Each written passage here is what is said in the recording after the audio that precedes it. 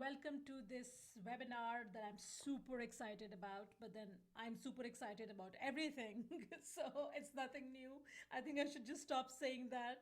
But I'm really excited about this webinar where I'm sharing with you my secret framework for getting an 80% open rate on my emails, and how you can use psychology to write emails that get opened, read, and shared. So we'll just keep it very short and very sweet. I'm going to respect your time. I'm going to spend about 30 seconds giving you my intro for those of you who don't know me. And I'm going to spend 30 minutes on the actual meat and potatoes of this webinar. And then I'm going to talk about what I recommend as a next step for you, and then a Q&A. So this is me with my family. I am an accountant turned what was it? Accountant turned banker turned academic turned consultant turned online entrepreneur. This is my sweet little family and my poor little husband, because he has to put up with me. He's a nice man. Everything that you want to know about me or my work or my philosophy or this whole thing called the Persuasion Revolution, you can check out in the About tab at the top. And I don't have a very exciting story, so I'll just skip on over to the main part of the webinar, which is how to use psychology to write emails that get opened, read, and shared. Now, what's the backbone concept of this entire presentation? I am of the firm belief that an email is like a little love letter. I principally am against the term email marketing, because that basically implies that the only reason you have an email of a person is so that you could market to them. I prefer the term email relationship, because the way I look at this, when someone gives you their email, it's like an invitation to start a relationship. And if you treat it as a chore or just another way to sell to them, you're missing out on a huge opportunity. I do not believe in writing emails that are all about this is what I have, this is what you should do, this is what's next. Why? Why would you do that? If someone gave you their email on a silver platter asking you to start a relationship with them, then infuse a little bit of your personality into every email that you send. Now, even if your email is as simple as a webinar reminder email, and I get tons of webinar reminder emails that are, some of them are even system generated emails that go something like, we are going live in 10 minutes, join us at this link. Why would you do that? How long does it take to infuse just a little bit of your personality into that email? So when they open the email, they're like, oh, I can see how this email came from Bushra. I can see how it is different. So for example, when I send my webinar reminder emails, one of the subject lines that I use often is, grab your coffee, hide your kids, going live in 30 minutes or 10 minutes.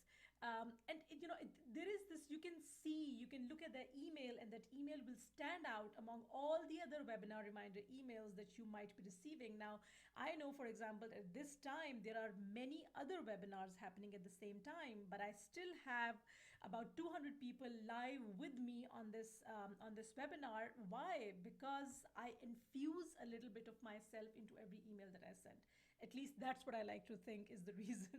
I don't know why they're here, but that's what I like. That's what I like to think is the reason. So that's the backbone concept. Treat every email as a little love letter. Don't treat it as an email marketing tool. Use it for relationship building.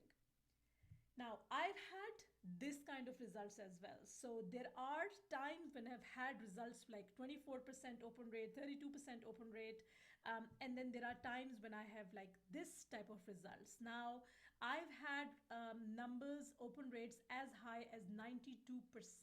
And what I'm sharing with you today is literally the framework that I use. And when I follow it to the T, that's when I get the open rates as high as 92%. And when I slip up on those and I'm too lazy, or I'm too grouchy to actually write a nice personality infused email, that's when I get open rates that are lame. So I'm not just, sharing with you random stuff. I have tested it on my own email list, and seen the results. When I waver from the framework, the open rates go down. But when I follow it to the T, I get results like this. So I would really encourage you to at least try and follow that framework for at least the next couple of emails that you send, and you'll be surprised at the results that you'll get, both in terms of open rate and in terms of click through rates. So, okay, sorry, before I move on to this, I'm just going to talk about, so the framework that I will share with you, I will share with you in just a bit. It has three elements. I call it the 3C framework of email relationships. But before I get into the framework, I want to share with you two overarching concepts that govern every single email that I send. Now, these, by the way, are phrases that I use for all sorts of emails, even to emails that I send to my corporate clients, because I have seen how these emails get people to take action quickly. So these two overarching concepts I will share first, and then we will move into the actual framework. So the first concept is to the use of sensory phrases. Now, phrases that get people to use their senses, phrases that are not just a bunch of words, but phrases that get people to that paint pictures that they can see with their mind's eye. How does it feel to be spending all your day in pajamas in your bed? How does it feel? Let me take your hand and let me show you how, whatever you're trying to say. Allow me to show you how this will change your life. Come closer and listen to me. Can you feel how this will have an impact on your life? So all of these phrases that I have here, about 20 phrases, these are the ones that I have used over and over and over again. Grab life by the horns or by the balls, depending on who you're talking to, is one of my favorite phrases, because uh, I feel that they really get people to come closer and actually, get deeper into your email. I could have just used a phrase like listen carefully. And that is also kind of sensory, but when I use a phrase like come closer and listen to me, it kind of propels them into action. And that's what sensory phrases should do. You should develop your own list of sensory phrases depending on whatever industry you're in. But if you want to swipe these, please feel free. I use them very, very often in different contexts throughout my email and even my blog post. And I feel that they really work. Especially the last one, are you seeing what I am seeing? So when you paint, for example, paint the picture of an ideal life with your solution or whatever you're trying to offer, and you could say you could go on and say something like, "Can you see what I'm seeing? A future that's full of bright ideas and possibilities," and whatever you're trying to kind of picture. It's like literally you're forcing them to imagine something that you want them to see. It works really, really well. The second overarching concept that works really well for uh, for this kind of for great email relationship is something that I call the first breakup email theory. What is the first breakup email theory? It basically means that when you start your love letter, and like I said, an email is like a love letter. When you start your love letter and you're trying to tell a story, and let's just say it's a love story, don't start your love story from the day that they met. Don't start your love story from the day that they got married and they're happily ever after. Don't start it from the time that they're happily kind of circling around yes and no, kind of flirting around the idea of being with each other. Start it from the first breakup, which means that you will start it from the first conflict or the first drama or the first ugly tears and then the first teary makeup. So, whatever you're trying to write, I see so many people, especially in sales emails, who send emails and they're trying to introduce someone to a program, and they would start the email from how they conceptualize the program. So, they would talk about I've been getting a lot of requests from people asking about something like this. So I went and I asked and I did this and I conceptualized this and I tested this and eventually I came up with this. So you're not starting your story or your email from the first breakup, you're starting it from the day that they met. And people lose interest. If you want them to pull them right in your email, try and write your email in the way that you open your email from the first breakup. So as an example, when I opened the Persuasion Hacks Lab, I did not pitch it through email. I pitched it on a webinar. So when I pitched it on the webinar, I sold 100 packages, 100 memberships in 30 minutes. So when I wrote the email to my list, I did not open it saying the Persuasion Hacks Lab is open. I did not say, I've been getting a lot of requests with people asking for hacks and scripts and da da da da, and therefore I came up with this. No, I opened my email with I sold 100 packages in 30 minutes. Are you in? So I literally landed them. I opened the email with the first breakup, with the most exciting element in that entire relationship. And this is what I would encourage you to do as well. So try and use it. Try and use it as your overarching concept for all emails that you write. Okay, now we are getting into the actual framework. Now I call it my 3C email relationship framework, and it has three main elements: curiosity, continuity, and chemistry. And I'm going to talk about each one of these and how you can use these in your copy as well, in your emails as well. The first one is curiosity. Now, a lot of people, I cannot even tell you how many people, how much email advice I've seen where people talk about create curiosity, but they don't tell you how to create curiosity. Something that makes me curious may not be something that makes the other person curious. So, how do I get people curious enough to open my email? These are the four methods that I use to create curiosity both in the subject line and in the email body. And like I said, you feel free to swipe it, feel free to use it any way you want. I have found these to be hugely effective. So you don't have to put a riddle in your subject line to create curiosity. You don't have to use the kind of buzzworthy, not the buzzworthy, upworthy headlines. You won't believe what happened next. You don't have to do those things, and they're overdone. People don't take action on them anyway. So what I'm sharing here are four methods that you can use to create genuine curiosity in the subject line or in the email itself. The first one is using uncommon or weird word combinations. So use word combinations that people are not familiar with. Use word combinations or use phrases that do not belong in the same sentence, for example. And I will show you examples of this. I use that a lot, a lot. I actually, in the webinar reminder email for this very webinar, I said something like, I will be pissing off a few people, so I will piss off a few people and tickle some noses. Tickle some noses, this is not a common word combination. It's a weird word combination, but when you use it, it not only creates a sense of curiosity, it also infuses personality. It's not a done to death phrase, it's a new phrase. So that's a great way to create curiosity. The second method is to create a disruption. Now, what is a disruption? A disruption is violation of a regular thought pattern. So they are expecting you to finish a sentence in a certain way, for example. They are expecting certain people to behave in a certain way, but you are questioning it, you are violating it by creating a disruption.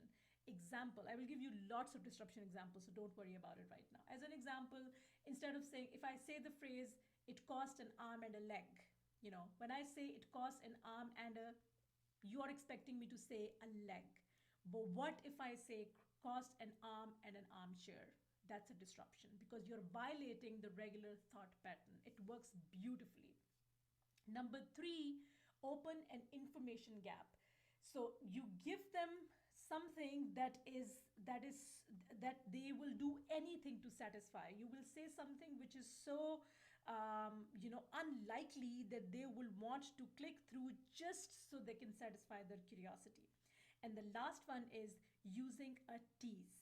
Using a tease means that you are giving them a little bit of something, but not going into the details of what this whole idea is. The tease alone is enough for to get them excited. Sample headlines for curiosity. The Zen of bodybuilding. Now, the word Zen and the word bodybuilding don't belong in the same sentence, and that's what creates the disruption. That's why it's such a great subject line. Can you really trust your mother?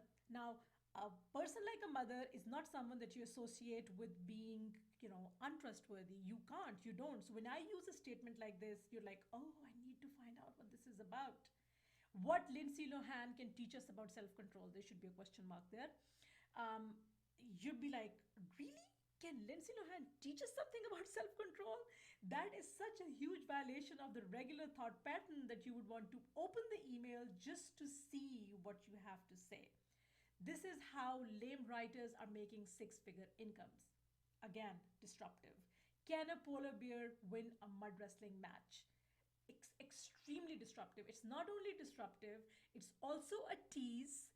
It opens a curiosity gap and it paints a beautiful, disruptive mental picture. So it ticks all these boxes and get people excited about what you have to say in your email. So, a lot of these sample headlines, but like I said, you can use weird word combinations, you can use disruption, you can use information gap, or you can use a tease. All of these are great ways to create curiosity in your emails. And people love, their brains do not allow them to go on with their lives without satisfying their curiosity. They will open the email at least once because it's not humanly possible for them not to go through this go through their life without answering this question. Okay. This is a great example of a curiosity inducing emails by creating disruption. So, Ramit's Hall of Shame. And he goes on and he talks about his failures in life and how he recovered from all these failures. And it's a great email. It's a great email in on itself. But the subject line, Ramit's Hall of Shame, it creates such a disruption and such a huge curiosity factor that you would want to open it just so you can satisfy your curiosity. This is also a great example of a tease. So when you open this email, Ramit's food and fitness system, he has what you call them, blotted out, faded out, whatever. Two of the elements, and it says click to reveal. And when you click on the email, it takes you to his blog post. And again, it's not possible for a person to see this and not share, not be enticed enough to take an action. And a lot of my students in the Persuasion Hacks Lab have used this in their emails, in their blog posts, on their social media, this whole element of blotting out a few areas and then getting people to click, and it works beautifully. Number two part of the 3C framework is the continuity. Now, the difference between curiosity and continuity is continuity also has a teaser element to it, but what's important in a continuity that what you are trying to do is that you're using one email as a propeller for the next email. So you're using one email to get them excited about the next email in the sequence. And I recommend you do this from the start of your email relationship. So every email that you send, it should close with the promise of what they should expect in the next email. Get them so excited about the email that's coming next that by the time you send that email, they are literally sitting at the edge of their seats waiting for your email to land in their inbox. Now you can use this continuity in the subject line. Use an example that I have used 2 times in my sequences, works great, saying something like mistake 1 of 6 as a subject line and put the mistake 2 of 6 on the second day, mistake 3 of 6 on the third day. And So by the time they have read three of those, they will be eagerly anticipating the fourth one and the fifth one and the sixth one. And that's the idea behind using continuity. Or you can use the principle of continuity in the email body itself.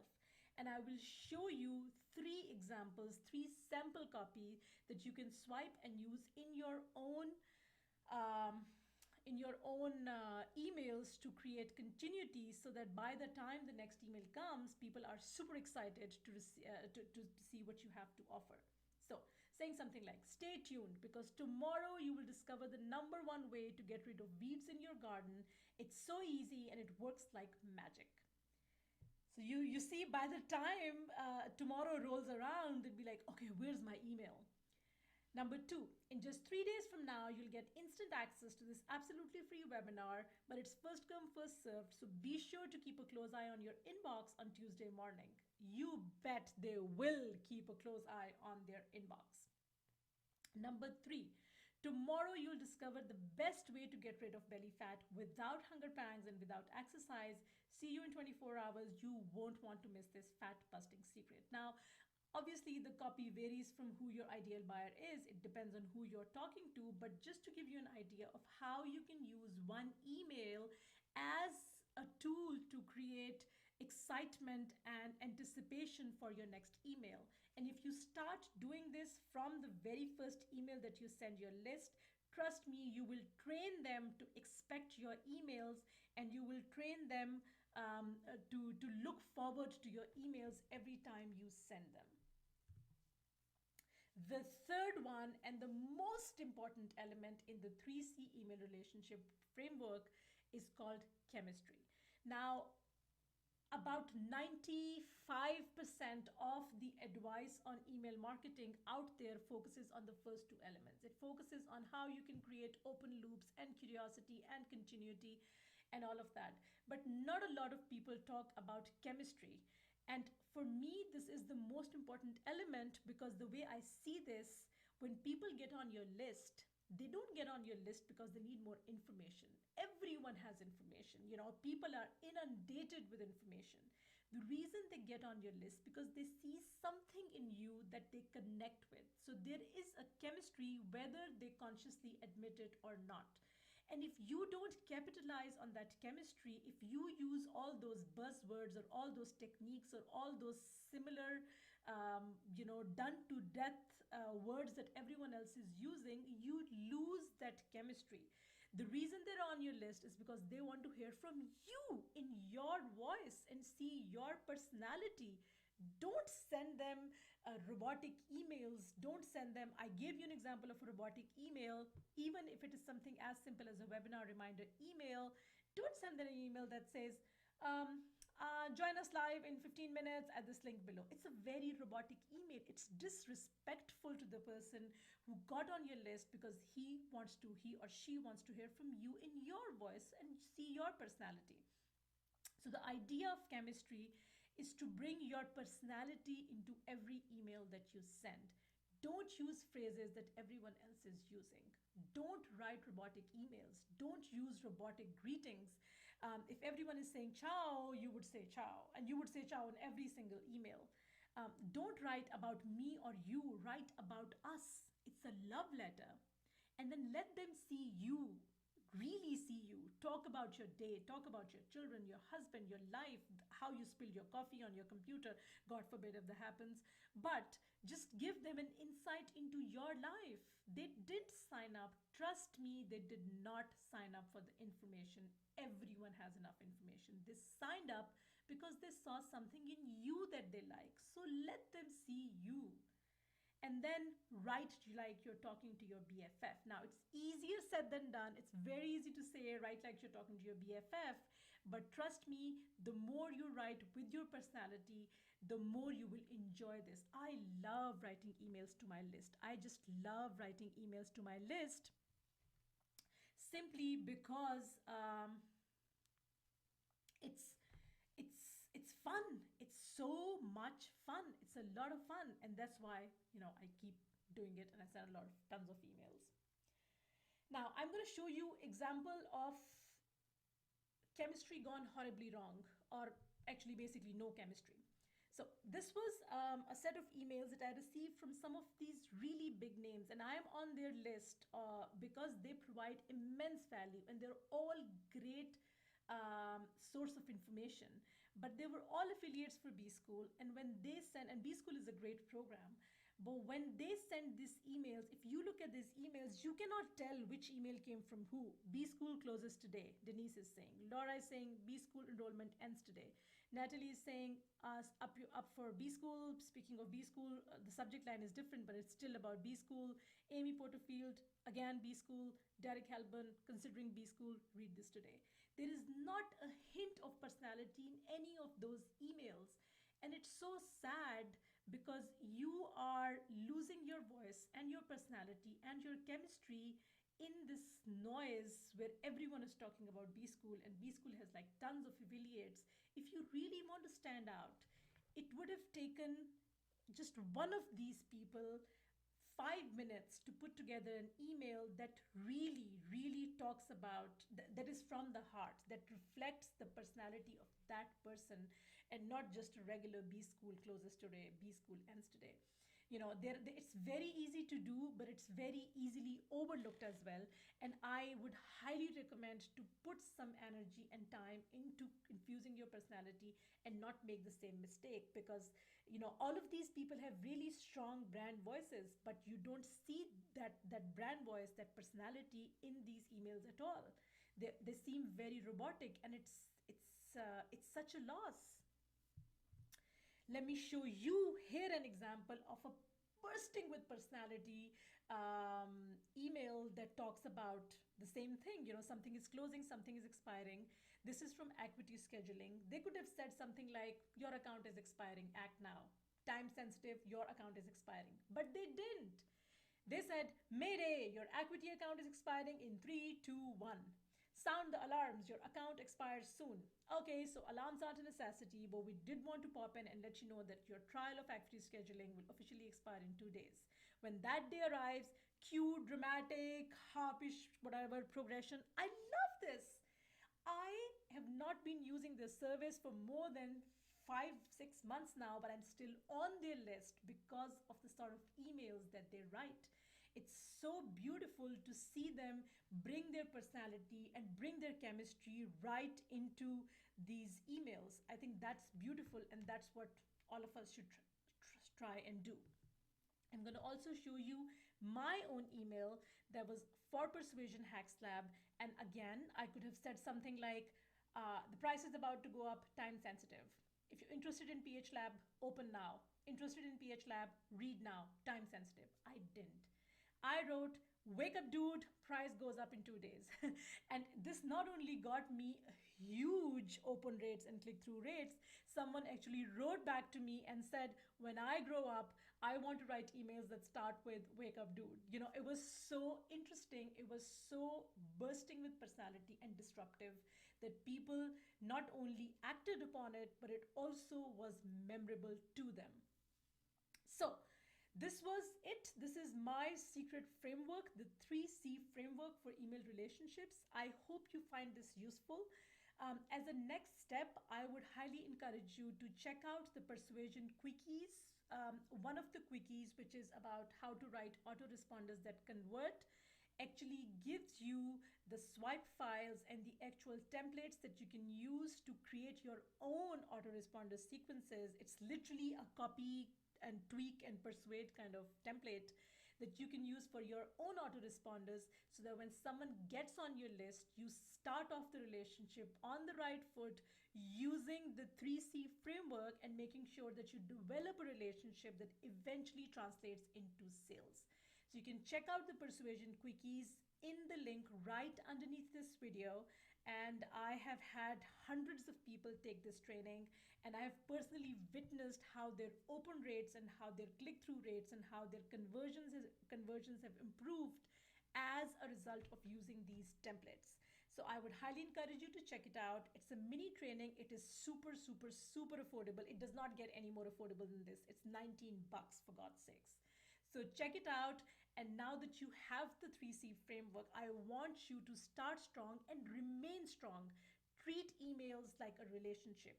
Use the persuasion quickie to put together an autoresponder that makes you money while you sleep, and then use the 3C framework on all your future emails. And I can guarantee you will also have the kind of results that I've had in my email relationships. Thank you so much for watching. I'm really glad that I could share my knowledge with you. And if you have any questions at any time, feel free to drop them in the chat box or send me an email. I'm just going to pop on over quickly to the chat box and see if anyone has any questions. If not, I am just going to close this and we can all go on with our lives. Okay. Okay, so it seems there are no more questions.